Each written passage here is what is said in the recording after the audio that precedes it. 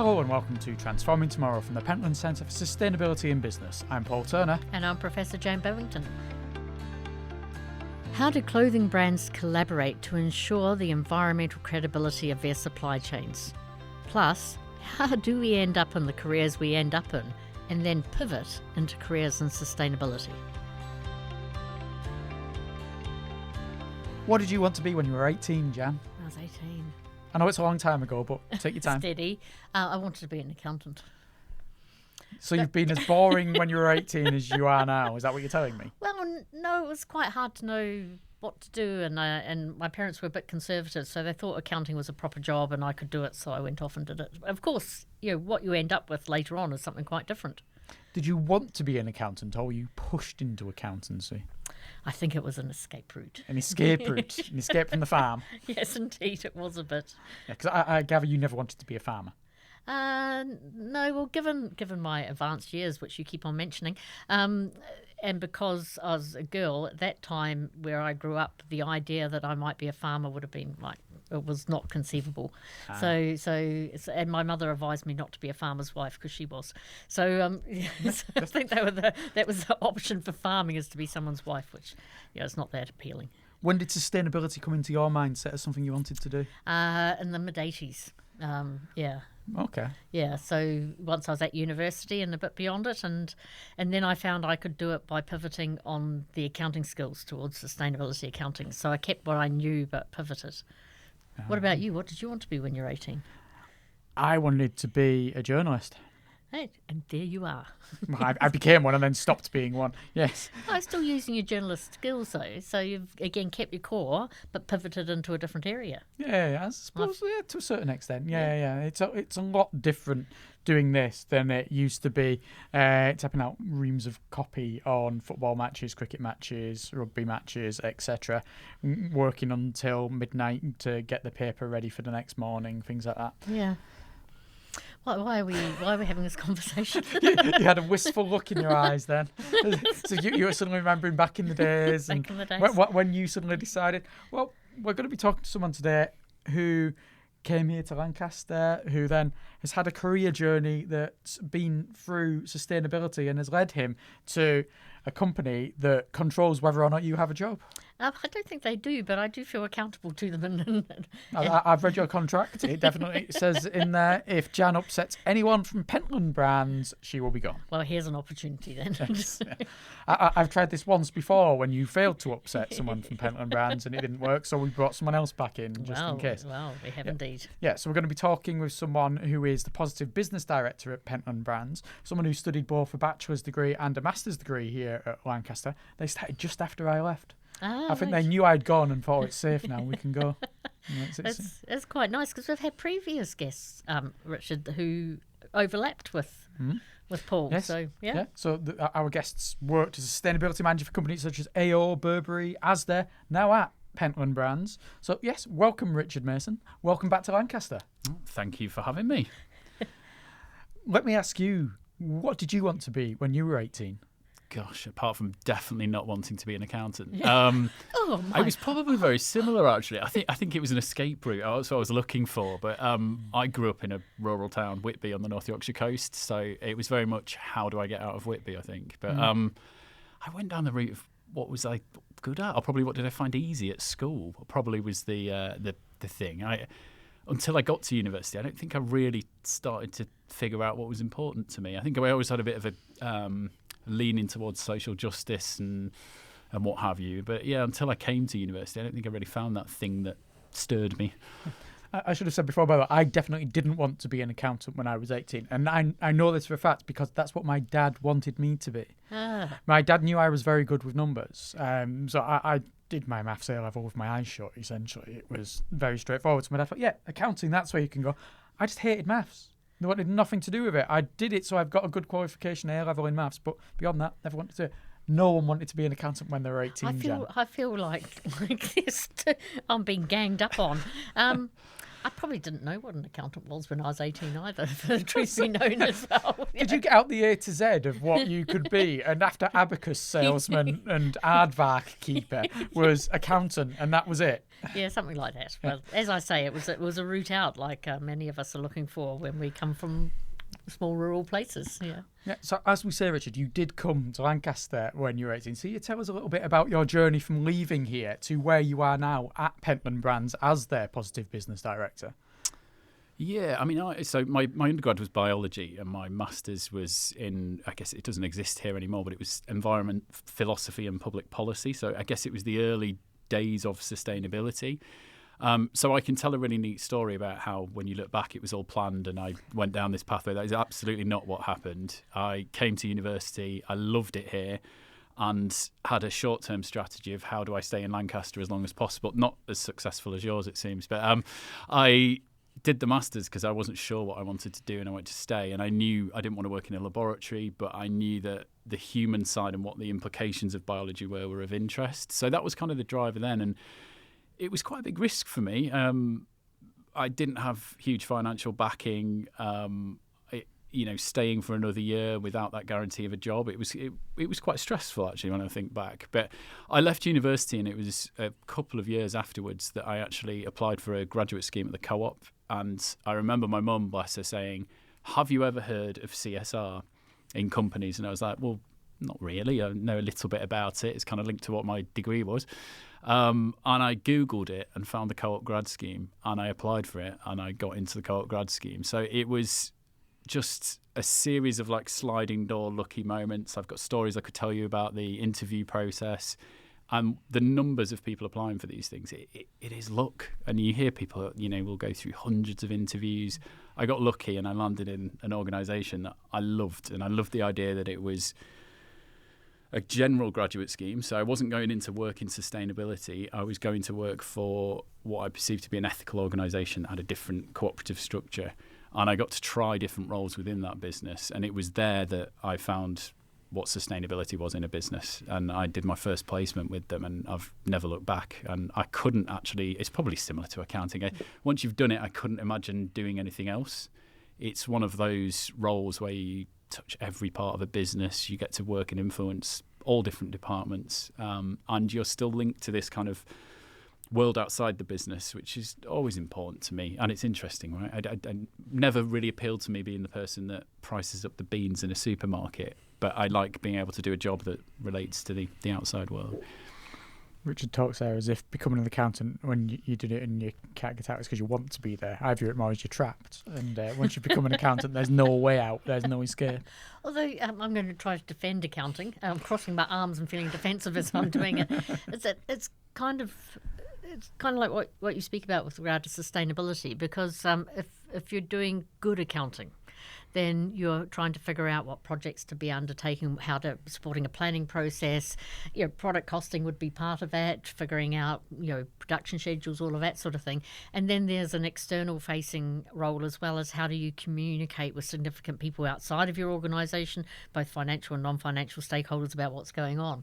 So accounting, parts of it are boring, absolutely, like parts of every job's boring, but as a technology of control and connection and communication, it can be quite good fun if you can find that outside thing. So for me, the outside thing was also sustainability. So how can I use this tool to enhance social justice, environmental sustainability, etc.? I think that's true of a lot of degrees. Actually, when I think back, when the comments are made about biology, I think sometimes when you start a degree, you don't know what that application of it is. And obviously sustainability is intertwined with accounting, particularly around a lot of the reporting requirements now. So I think, when I came, I think I liked the environment. I probably liked the ecology side of biology more than the microbiology. But it comes later, and that you find your passion within that subject. Yeah. And in that sort of that happenstance and luck, what have you found most interesting about your career as it's evolved and the various places you've worked at? What is sort of maybe the key thing you've found from them before moving on to the next job and brought with you as part of your package of things that comes with you in a job? Yeah, it's interesting because I think if I look at my role now, I'd say it's about how I support the team and get the team under me and other departments you're almost like a catalyst for change. Whereas when you start out, you're the one doing the project, I guess your drivers potentially change. But I think I knew quite early on that I was more interested in the bigger picture stuff and helping the scale of it than I was the kind of ego side of delivering a project and feeling good about that. And I think there's definitely a differentiation there in sustainability. Some people, and there's nothing wrong with it, really enjoy that gratification of I've delivered this project that's done something great, whereas I think I get more enjoyment out of seeing other people realise that. And so I think when I started out I was doing small scale projects. You get to meet and work with so many different people and different leaders, and I think I was incredibly lucky to work with some amazing, I'd say humans, not business leaders, just good people that gave me the confidence to just be myself. I got shown examples of how to lead in a human way, and embrace kind of my quirks, I guess. I am slightly scatty, but all these are actual benefits. I think when I first started out, it was like I must be a project manager and I must get all these core skills, and then you realise actually that isn't what I bring to a team or a business. So I think I was lucky enough to have some good leaders that led by example. I had some tough times as well, where I got stuck with a leader I didn't like, or when I first left university and had to take a sales job to just make ends meet, and it was a pretty horrific experience. But I learned to kind of just take the learnings from that, probably what I don't want to be, and take it into my world. But yeah, I mean, it's just everywhere, and I feel like I've always been a bit of a yes person. So when an opportunity's come, I've just said yes. I remember being sat in the office at the Co-op, and someone walked in and said, "Oh, we've been asked if anyone wants to go and work for the International Cooperative Alliance in Geneva." And in that split second, I thought, that sounds good, get to go skiing. And I put my hand up, and they were like, "Well, yeah, if you're interested." 2 weeks before I went, it got changed to Brussels, so it put an end to the skiing plans. But not quite as alpine in Brussels, really, is it? No, but I mean, it's a culture based on chips, beer, and chocolate, so it's not bad. But yeah, I things like that. I mean, I've got to work on the Tour de France. Again, it was just a chance. I was looking for a new opportunity, and the Tour de France came to Yorkshire, and they needed a project manager. And my boss at the time said, "Would you fancy applying for it?"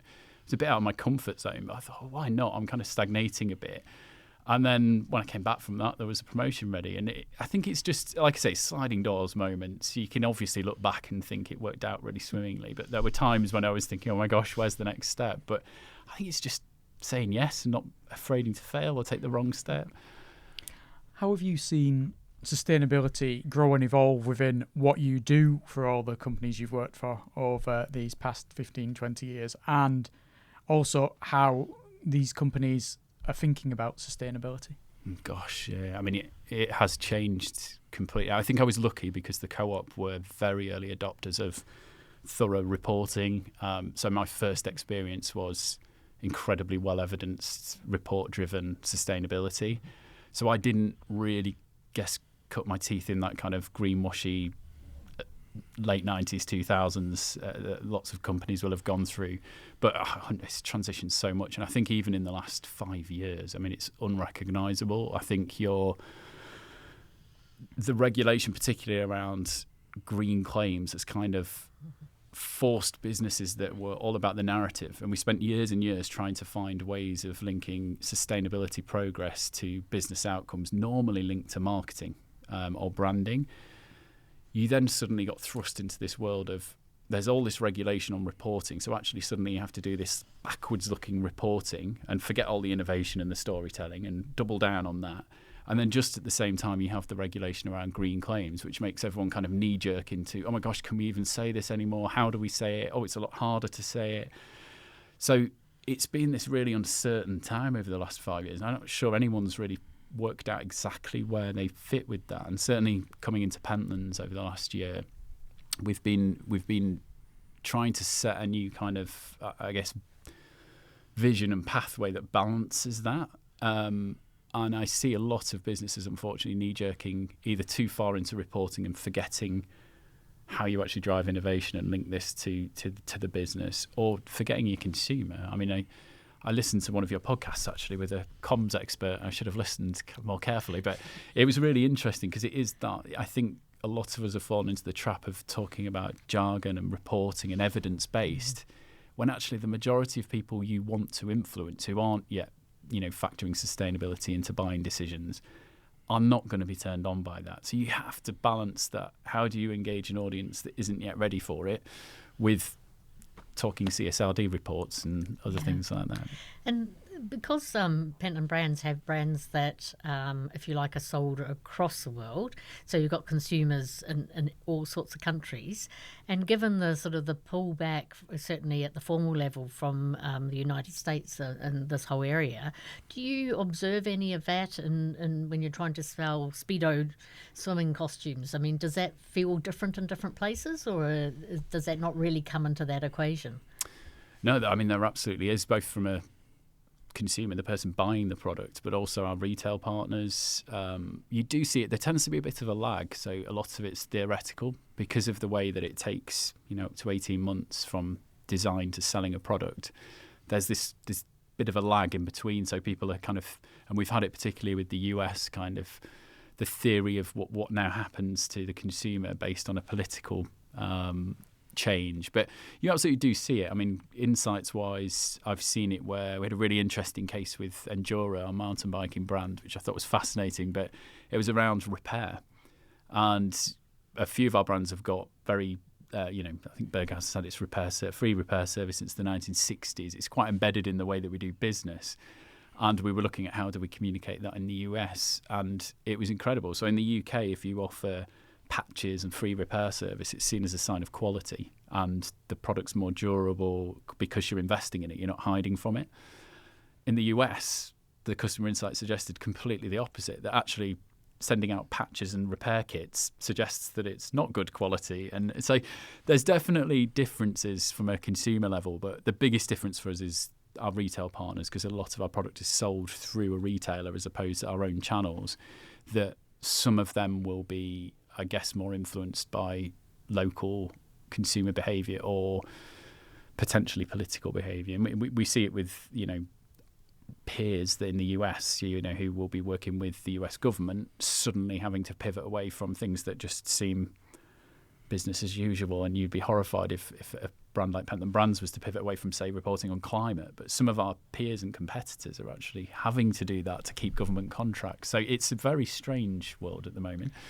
And in that pivot, maybe not for yourselves, but for your folks in the same business area, are they still doing the work and they're just not talking about it? Because that's my supposition, that if you were serious about it in the first place, and if it confers risk and competitive advantage or access to capital or whatever, you carry on doing it, but you just don't wear it on your sleeve so much.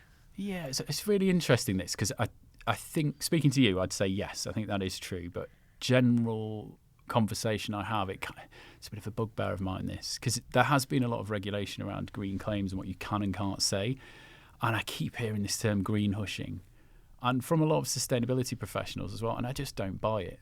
You're not allowed to lie anymore, and what you do, you have to evidence. There's a very big difference here. So yes, people are talking less, but they're talking less about the things that they were, whether it was meaning to mislead or not, they were. So I think it's just a sharpening of what you can and can't say. And I think I've seen it at Pentland where you have to understand exactly where you can differentiate and what your actual product and brand stand for and fix to that, as opposed to having this generalist, we're great for the planet, sustainability. It doesn't wash anymore. And I think consumers switched off from that a long time ago. So there is a lot of great work and tough work that goes on in any business you don't get a pat on the back for it. But I do think from a marketing perspective, I don't buy the green hushing too much. Would a company such as Pentland get asked by, say, American partners not to make so much of a big deal about the green credentials because they're in America and they want to keep that quiet at the minute? Or would it be a case that they just accept you're doing what you're doing and we're doing what we're doing? Yeah, we haven't seen that. I mean, we're probably unique in that a lot of our partners in the US are cooperatives. They are well-established organisations. Like perhaps some of the big retailers are maybe being forced to not communicate, to your point, Jan, around certain elements of this. But it's so complex. Even in the US, you have a small group of states that are actually really progressive. So you couldn't pivot, and we wouldn't want to pivot. And you have a consumer base there that many do care. So sometimes I think the political rhetoric doesn't actually flow through. So where you do hear examples of companies watering down certain policies, it's either them not talking about it as much, or they didn't have a business case in the first place. So yeah, I don't think we do see that. And I think if anything, I've seen the opposite, where they're looking for us to kind of double down and lead on it. But that might be swayed by who our retail partners tend to be and the kind of sector we're in, I guess. Yeah. And I'd like to sort of focus a bit more on the sector you're in, because I guess people will see something with a Berghaus brand or Endura or whatever, and I assume that they realise that you are not manufacturing that, but it's your brand. So what kind of challenges does that introduce if you're not manufacturing your own things, but it's going out with your brand name on it? Yeah, I mean, it's fascinating, because I don't think many people do know or think about how their clothes are manufactured. I remember having a conversation, having come back to some factories in Vietnam, and someone was asking me about the process, and I don't think people realise how much is handmade. I think a lot of people just assume it's robots and it's all, but if you have a sweater, it will have been stitched by someone on a machine, and so I think there is that kind of perhaps misconception. I think from our end, you're absolutely right. There's a double piece of this. So most of the relationships we have with our supply chain are not direct, in the sense that we will contract the work with factories, and this is how most big brands work, whether you're the brand that you're wearing right now, Patagonia, or whether it's Nike or whoever. But it's really interesting, because it doesn't change necessarily what you're focused on, but you're doing it at arm's length, which can make it more difficult. And especially with bigger challenges around carbon reduction, etc., you're having to work with partners as opposed to having the capability of just enacting it yourself. So it's much more partner driven as the and we see adding value to sourcing teams through this as well, because we're having to do more around the ethical credentials of factories, the environmental credentials of them. We're having to collaborate more with them as partners, but that adds value to the sourcing team and the relationships they have. And it aids if you've got long-term relationships with suppliers, which we're lucky enough to have in a lot of cases. It aids those advancements. So it's much more collaborative than if it was your own business and you could make a top-down decision. You have to have a rationale for your partners, essentially. But it's equally, in a world of reporting regulation and deeper due diligence, all brands are being forced to have that traceability and understanding of their supply chain. So I think long gone are the days where a brand could, put a logo on a top and not understand their supply chain. You can't do that. We do still have the same traceability as you would if you were manufacturing, but yeah, it's very complex. What's your personal role within all of this then, Richard? We've had conversations on this podcast before about what a sustainability manager is and what sustainability teams are and various things like that. But you're called a positive business director, so you don't have that title of sustainability manager or director. But so what is it that you do? Yeah, so it's sustainability, I guess, in its broadest sense. So I oversee a team that's responsible. So we have a direct responsibility for the ethical auditing of factories and the ethical side of the supply chain. I think the rest of the function is set up, or we've recently reset this, as more of an enabler. So we are not a team that work should be siloed in. And I think, going back to your earlier question, this is something that's evolved over time. It used to be a very siloed function. So if somebody said, we want to do something on a new sustainable fabric, it would get dumped in the sustainability team and off you go with the project. Mm-hmm. The way it works now is we're an enabler. So if we were to do that same thing, we would go and make sure that it was embedded in the materials and the sourcing team where it will happen, and it will happen at scale. So we look after reporting to our retailers on their requirements. We look after external reporting. We liaise with marketing and brand teams, set the strategy centrally for Pentland Brands. But it is such a wide-ranging role, and I guess you were going to claim accounting was as well there, but it is like I literally touch every part of the business, and what I try to do is not control it and actually support and enable other people to drive this, rather than, so it's almost being that catalyst in the business as opposed to what it used to be, which was what can you personally go away and deliver. So it's a very broad title, I guess, but also a broad remit for the team. I think when you talk about a team, I don't know if you realise how lucky you are, but certainly when we've had these discussions before, there is a sustainability director, a sustainability manager. Their team is themselves and whatever's inside their head, and it seems really positive for Pentland Brands to have a team for you to work with and then to be able to go and work within other teams and not still have that. I know you're saying it used to be the case that everything just got lumped on the sustainability person if it was a sustainability thing. I wonder if maybe your company doesn't, but some companies out there still do. Definitely, yeah. I mean, without question. I mean, if you're a smaller business and the structure only allows a small team or one person, I mean, that is so difficult. And I think you just even need to be even more focused on what is material to your organisation. Like, where can you really make a difference? Where do you have to make a difference? You can't have any mission creep in that instance. But I don't envy people who have to take that. You got to be the reporting person and this person driving innovation.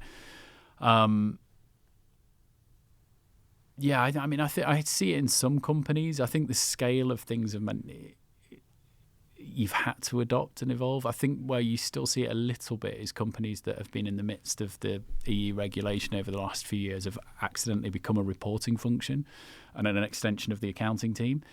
And I think you're starting to see now as some things are changing there, they're sort of evolving and trying to get back to where they were before. But I think that's where I see the silo most now, is they fall into the trap of it's so overwhelming what we need to report that we're only going to do that. We almost started talking about omnibuses again. It felt that you talked about regulation, EU, etc. And I was just remembering back a couple of weeks to our conversations with Andreas about omnibuses. I'm not going as far back as taxonomies, but I'm sure they fit in as well. It's all there. And it's, I guess, maybe understandable that people would be drawn in and focus on that, but then a missed opportunity because it's about an external reporting function not adding value to the company. So hopefully these things maybe go in cycles, and we might cycle back to the reporting being the outcome, not the input. But it's hard because it's regulated in many instances, so people feel very drawn into that.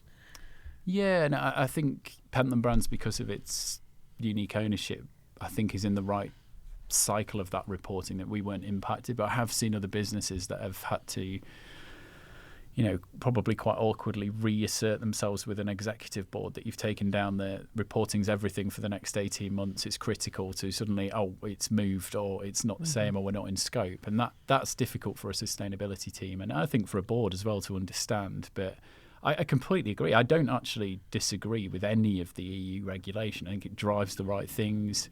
I think it's the stability of it. I think it's very hard if it keeps moving. Yeah. That's the problem. Yes. But of course, these are all political programs, so they end up where they end up. So in terms of your positive business director and positive things, what kind of initiatives do you think are particularly impactful for a brand company of the type of that Pentland Brands are? What are the big ticket items that would really make a difference, or do make a difference? Gosh, it's a difficult one. The way that we've set our new sustainability framework up is almost like two tracks. So you've got your foundational topics, which are your climate change, your responsible sourcing, your product design, materials, packaging. These non-negotiable things you don't get a pat on the back for, but I would argue are the big ticket items that actually make a difference to, the environment or humans in the supply chain. And I think that's the big motivation. Because Pentland Brands owns multiple brands, we have to have a framework that works also at an individual brand level. So we've tried to differentiate or identify the differentiators at a brand level and create a framework that they can tell in their own brand language. So the Play It Forward framework is designed specifically to say those foundations are uniform across all the brands. We have to do this, and that's my team's major job, is focusing on them. But then at a brand level, you can talk about the right to play, which is very much focused on how do you address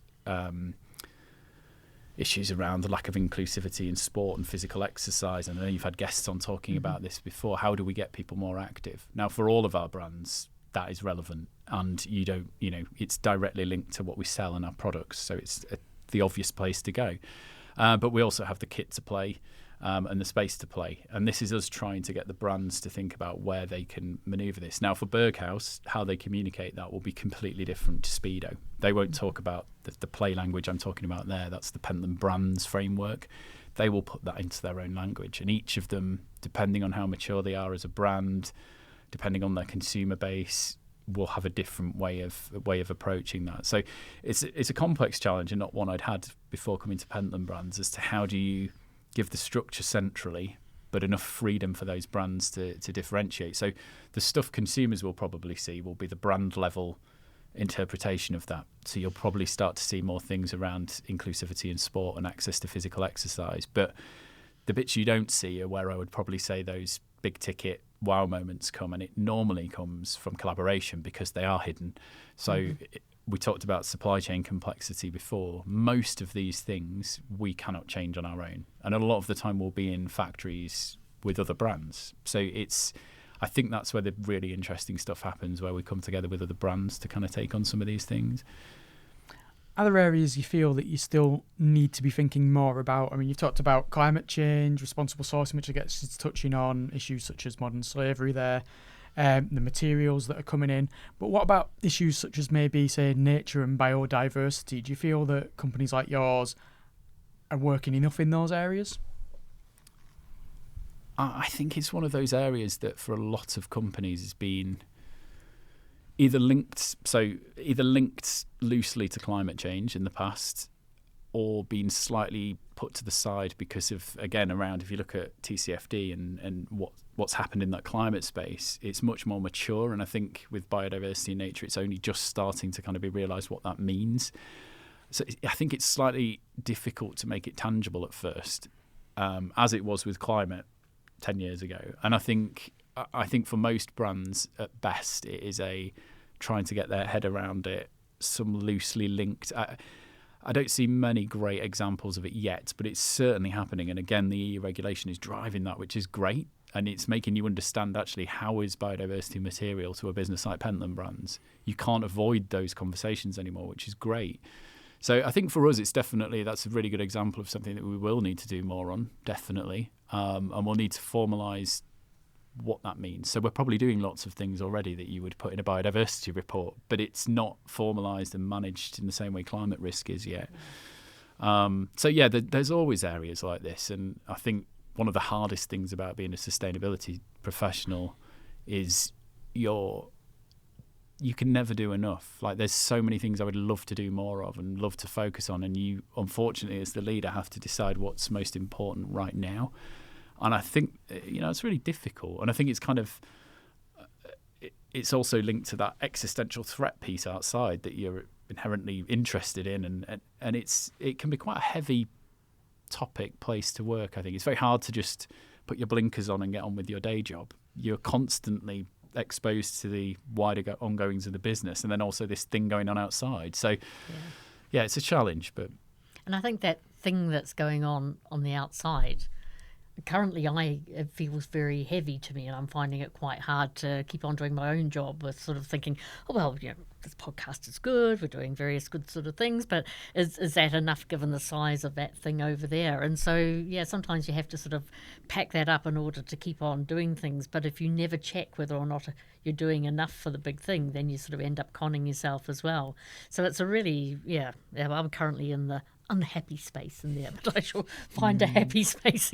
Well, maybe I won't. I don't know. But you know what I mean? It's pretty hard work. I've got 2 young children. I was talking to them about the size of space the other day, and it was blowing my own mind doing it. But it's like, I think sometimes you just have to remind yourself, you're in a very lucky position to influence people. So working as an academic or in the sports brands that I do, you can make a difference, but you are also a very small part of that. And I think sometimes reminding yourself of that context can put you in a more positive place to make a difference. But it's really hard. And I feel the responsibility when you lead a team as well to, make sure that the team below me don't feel overwhelmed with that.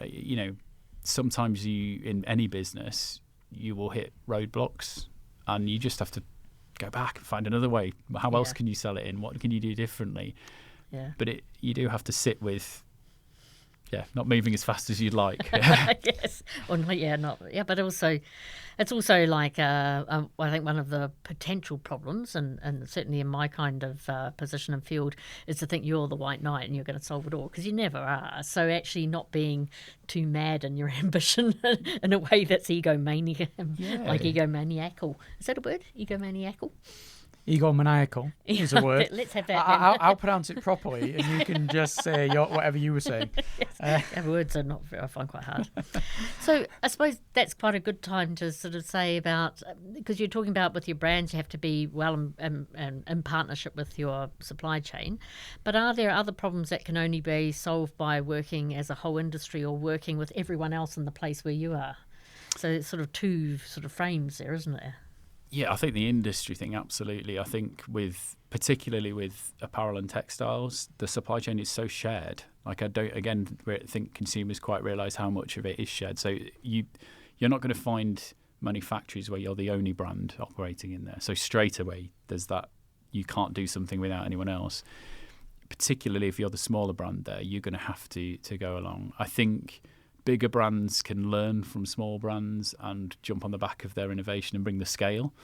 And there's some great examples of this in the industry where you've got, retailers or brands that aren't historically known for being particularly sustainable, piggybacking on ones that are, and that massive change happening. And I think with things like material innovation, or you see it with textiles to textiles recycling, where there's a clear intent from the regulation to drive us that way, but the infrastructure is simply not in place. So the only way you can address that is as an industry as a whole, or you find your partners within it that want to work on it. Similarly with the ethical sourcing side, you find the partners that are aligned morally and want to do the right thing in these places and drive change, and you work with them, and it's in a very non-competitive space most of the time. But yeah, I think you're getting to the point where the easy stuff for business to change has been done or should have been done. So now you're in the realms of big system change, which needs everyone around the table. Yeah.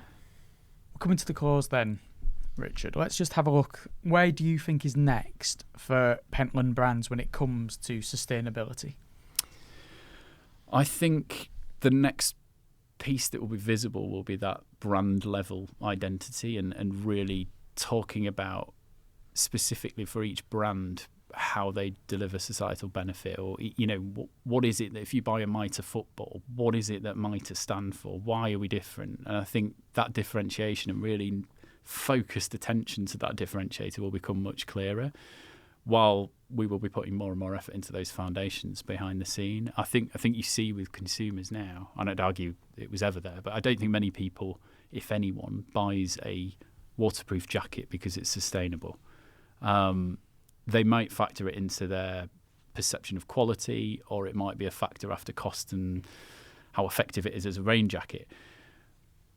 But I think now it's almost like a table stake. There's a risk to not having it from a reputational perspective, but I think you've got to find better ways of communicating to customers that why you do this and why it's specific to your brand. So I think from a communication perspective, you'll see a significant change in the way all retailers and brands show up on this stuff. But meanwhile, from a regulatory point of view, the foundations are moving so quickly.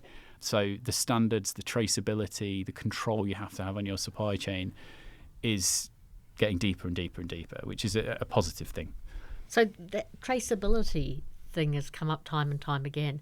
And we've also had other podcasts that looking at data centres, AI and those sorts of things.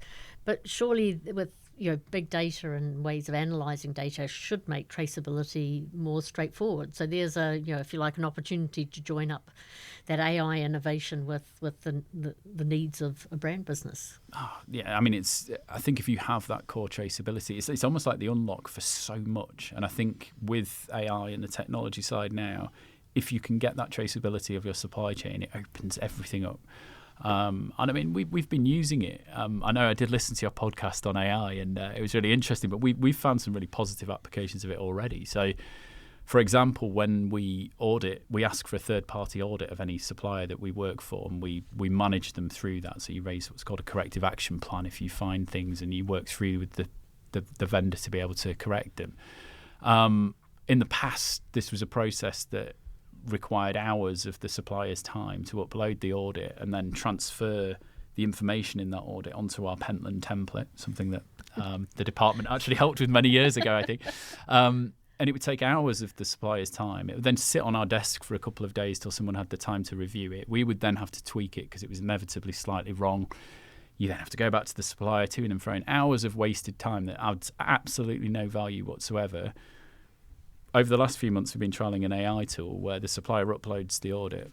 It's done. Like, it automatically reads the audit, puts it against our non-conformities list, and our role then becomes the validator of that. So we verify that that's correct still. The accuracy is off the scale more accurate from an AI than a human, sadly. But it means that our team can be actually focused on working with the supplier and correcting the problems, as opposed to spending hours looking at audits. So absolutely. I mean, you see so much innovation in this space, and that will help us. Obviously, there are other things to consider, but there is definitely an immediate benefit. But even since the start of this podcast series, where we were looking at data centres and sustainability, and I have a general lack of understanding and a slight suspicion about AI. I've been trying to deepen my understanding, and so in those kind of applications, it's super smart, and yet we're spending most of our time worrying about doctored images. Well, there's good reason to worry about doctored images and how much of LinkedIn posts are AI generated and all that sort of thing. So it seems to me that almost like the rubbishy use that's making us all cross is obscuring this really huge benefit that is there in the system. So it's a funny situation, really. Yeah, I mean, I can't think of many things that have that flips, the polars, positives and negatives to it as AI. But yeah, there are some great applications. And I think, like you say, if you look past the nonsense rubbish that's created by it and the impact that will have, it can help us a great deal. And I mean, we see it, we get asked questions about the energy side of it, which I know you covered in an earlier podcast, but even that has there's two sides to that coin. You could argue that it could drive us towards a renewable future quicker because there's such a demand, or you could argue that it's going to cause great stress on the energy system. Yeah, it might do a bit of both, of course. Yeah. Well, Richard, thank you so much for joining us, and thank you for not mentioning Jan's choice of attire during this entire conversation, as she chose to go off-brand today. Patagonia, it's still a good brand. Thank you for being with us. It's been really good fun. Thank you very much.